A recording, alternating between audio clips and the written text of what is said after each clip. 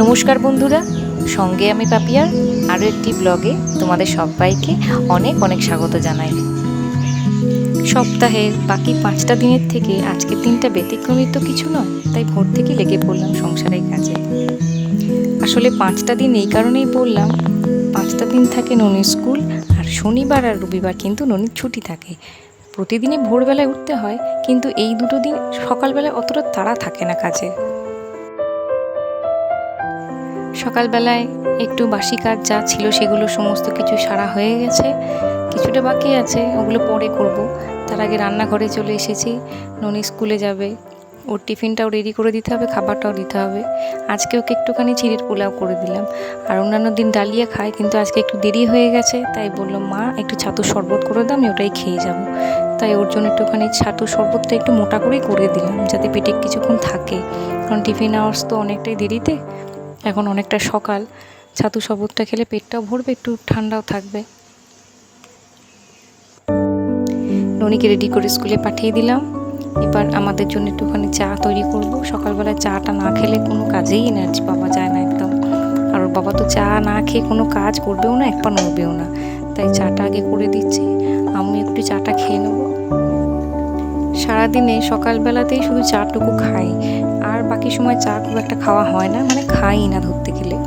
সকালবেলাটাই চাটুকু একটুখানি খেয়ে নিই, বাবাকে চাটা দিয়ে আসি, ওর বাবাও খেয়ে নিক, আমিও খেয়ে নিই, ব্যাস বাকি যেটুকু কাজ আছে সেগুলোতে এবার করে ফেলতে। ঘড়ির কাঁটাও দৌড়চ্ছে, তার সাথে নিজেকেও দৌড়াতে হচ্ছে। এবারে বাকি কাজগুলো সেরে নেবো। বিছানাটা রেডি করা ছিল না, একদম বিছানাটা পরিষ্কার করে গুছিয়ে নিচ্ছি।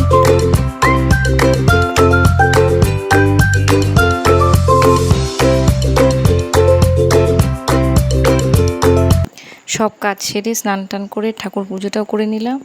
এবারে চলে এসেছি রান্নাঘরে রান্নার জোগাড় করতে। দুধটা কিছুক্ষণ আগে দিয়ে গেল, তাই গরম বসিয়ে দিয়েছি।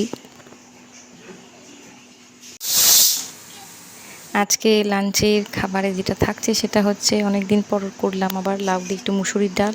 ছেলেটার আলাদা করে রেখেছি, ও অতটা ঝাল মশলা তো খায় না, আর আমাদেরটা একটুখানি ঝাল মশলা দিয়ে করলাম। আর এই হচ্ছে মাছের ঝাল।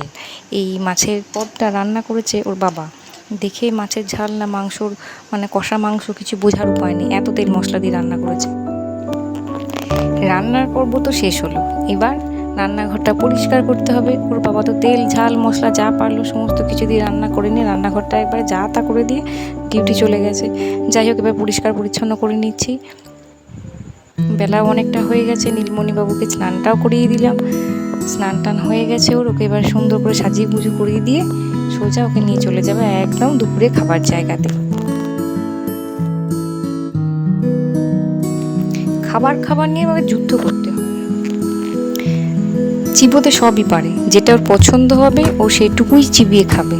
যেমন বিস্কুট, চকলেটস, এই সমস্ত জিনিস ও খুব ভালো করে চিবিয়ে খায়, কিন্তু ভাত ডাল কিছুতেই চিবিয়ে খাবে না। মানে তাকে আমাকে খুব ভালো করে একদম চটকে মেখে তবে ওকে খাওয়াতে হয়। আজকে দুপুরে মেনু তো বলেইছি, লাউ দিয়ে একটু মুসুরির ডাল করেছি, মাছের ঝাল, আর তার সাথে রয়েছে পাকা আমের একটু আচার। হ্যাঁ, পাকা আমেরই আচার, বেশ খেতে ভালো লাগে, করে দেখবে, খুব ভালো লাগে খেতে। আর নীলমণিবাবুর তো মাছ ভাজা, একটু পাতিলেবু আর মুসুরির ডাল লাউ দিয়ে, এই হচ্ছে ওর খাবার আজকে।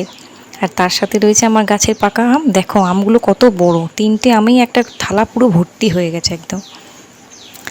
নীলমণিবাবুকে খাইয়ে দাইয়ে নিয়ে বিছানায় শুয়ে এসেছি, ও গাড়ি নিয়ে খেলতে খেলতে ঘুমিয়ে যায়, বসে থাকে যে কখন মা আসবে। তো সেই জন্য ওকে ঘরেতে রেখে এসেছি। বাইরে জামা কাপড়গুলো দেখলাম শুকিয়ে গেছে, তাই তুলে নিতে চলে এলাম, না হলে যা রোদের তেজ বাবারে, দাঁড়ানোই যায় না রোদে একদম। হ্যাঁ, কি করছো? বাবা নেই এখানে এখন, বাবা ঘরে। চলো চলো চলো, আমরা এখন ঘুনি করবো, চলো ঘুনি করবো, চলো। বিকেলবেলায় ঘুম থেকে উঠেছে, একদম রেডি হয়ে গেছে বাইরে খেলতে যাবে বলে, কিন্তু ঘুমের রেশ ওর এখনো কাটেনি, এখনো বসে বসে হাই তুলে যাচ্ছে, ঢুলছে। প্রতিদিনও ও আর দিদি খেলতে যায় ওদের দাদুর সাথে, সারাদিন ঘরেতেই থাকে। বিকেলের টাইমটা একটু না খেললেও নয়, বাচ্চা তো একটু বাইরে খেলাধুলো করাটাও ভীষণ দরকার, তাতে ওদের মানে সমস্ত দিকে ডেভেলপমেন্টটা খুব ভালো হয়। মেয়েটাও যখন ছোট ছিল প্রত্যেক দিন বাইরে খেলতে যেত বিকেলবেলা, একদম নিয়ম করে, একটা দিনও বাদ যেত না। আজকেও এখনও তাই, 2 ভাই বোনে যাচ্ছে এখন খেলতে বাইরে। তো এই টাইমটুকুই আমার হাতে থাকে। এবার গোটা ঘরটা তো আমার এমনি লণ্ডভণ্ড করে রেখে দেয় সারাদিনে, এই টাইমটুকুতেই যতটা পারি একটু গুছিয়ে রাখি। কি অবস্থা দেখো, গোটা ঘরটা একেবারে ধ্বংসস্তূপ বানিয়ে রেখে দিয়েছে। এখানে জামা, ওখানে কাপড়, যেখানে যা পেরেছে বিছানার ওপরে এদিক ওদিক করে ছড়িয়ে ছিটিয়ে রেখেছে। যাই হোক, এগুলো করে সুন্দর করে সস্থানে সবাইকে যে যার জায়গায় আমি গুছিয়ে রাখলাম, কিছুক্ষণের জন্যই আর কি, তবু তো গুছিয়ে রাখতে পারলাম। আমার ঘর এমনি এখন অগোছালো থাকে, কারণ আমি জানি কিছু করার নেই আমার, যতক্ষণ না বাচ্চা বড় হচ্ছে এরকম চলতেই থাকবে। আর এই দেখো, গাছের পাকা আমগুলো মানে কাঁচায় পেরেছিলাম আর কি সুন্দর রং ধরে গেছে। সবারই রঙের একটা পরিবর্তন চলে এসেছে। রান্নাঘরে কিছুটা কাজ বাকি ছিল, সেগুলো সব কিছু গুছিয়ে ঠিক করে সুন্দর করে সব জায়গায় রেখে দিচ্ছি। না হলে কাজের সময় কোনো জিনিসটাই হাতের কাছে পাওয়া যায় না, যদি না সবাই নিজের জায়গায় থাকে। তো যাই হোক, আজকে সারাদিনে কি করলাম সমস্তটাই তোমাদের সাথে শেয়ার করলাম, সবটাই দেখালাম। কেমন লাগলো অবশ্যই জানিও ভিডিওটা। সবাই সকলে ভালো থেকো, সুস্থ থেকো।